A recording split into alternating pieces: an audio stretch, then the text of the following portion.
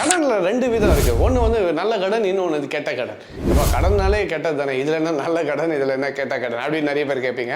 அப்போ உலகத்துல இருக்க பெரிய பெரிய ரிச்சஸ்ட் மேன்லாம் எடுத்து அட்மையர் பண்றோம். இவர் இவ்வளவு கோடி சம்பாதிச்சிருக்காரு, இவ்வளவு பெரிய எம்பையரே வச்சிருக்காருன்னு சொல்றோம். ஆனா அவங்க எல்லாருக்கும் காமனா இருக்கக்கூடிய ஒரு விஷயம் என்னன்னு பாத்தீங்கன்னா கடன்.